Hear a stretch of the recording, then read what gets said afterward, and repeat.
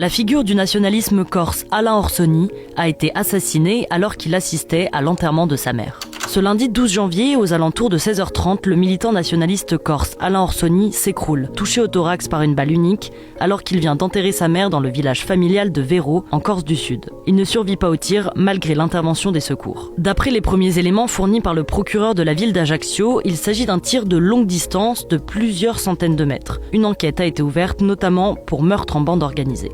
Conscient des menaces qui pesaient sur lui, Alain Orsoni s'était exilé de Corse et se déplaçait habituellement avec un gilet pare-balles qu'il n'avait exceptionnellement pas revêtu pour l'enterrement familial. Pourtant reconverti dans les affaires après des décennies de militantisme nationaliste, pourquoi Alain Orsoni était-il toujours une cible ? Pour comprendre, il faut rembobiner en 1977. À cette époque, Alain Orsoni, déjà sympathisant de l'extrême droite, rejoint les rangs du FLNC, le Front de Libération Nationale Corse, un groupe armé qui milite pour l'autonomie de la Corse. En juin 1983, son frère, Guy Orsoni, est assassiné. Il quitte le FLNC sur des désaccords en 1990 pour fonder le Mouvement pour l'autodétermination, le MPA, qualifié de mouvement pour les affaires par ses détracteurs. Une guerre fratricide entre le clan Orsoni et ses rivaux s'installe. Elle fera plus d'une vingtaine de morts entre 1992 et 1996. Alain Orsoni quitte la Corse pour s'exiler d'abord en Floride, puis au Nicaragua où il investit massivement dans le secteur des jeux d'argent. Mais sur place en Corse, le clan Orsoni continue d'avoir la mainmise sur plusieurs secteurs. Alain Orsoni annonce son retour sur l'île en 2008 afin d'honorer une promesse faite à son ami Michel Moretti,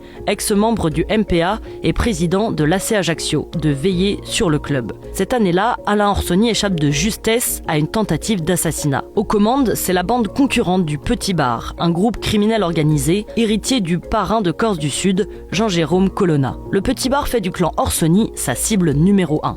Le fils d'Alain Orsoni, appelé Guy en mémoire de son oncle, déjà implanté dans le trafic de stupéfiants, va prendre ce clan du Petit Bar pour cible, orchestrant des actions violentes sur le territoire corse avec pour but l'élimination de ses membres selon un rapport de la juridiction interrégionale spécialisée de Marseille. Mi-mai 2025, Guy Orsoni, 41 ans, est condamné à 13 ans de prison pour tentative d'assassinat en 2018 contre Pascal Pori, membre présumé du Petit Bar. Guy Orsoni est aujourd'hui considéré par les autorités comme une figure majeure du banditisme corse. De son côté, Alain Orsoni démissionne de la présidence de l'AC Ajaccio en 2023 et le club est placé 2 ans plus tard en liquidation judiciaire en raison de grosses difficultés financières. En octobre 2025, Alain Orsoni est sanctionné par la Commission fédérale de discipline de la Fédération française de football pour avoir fourni une fausse garantie bancaire afin de rassurer sur la situation de son club. Le procureur d'Ajaccio a affirmé qu'il était trop tôt pour privilégier une piste concernant l'assassinat d'Alain Orsoni.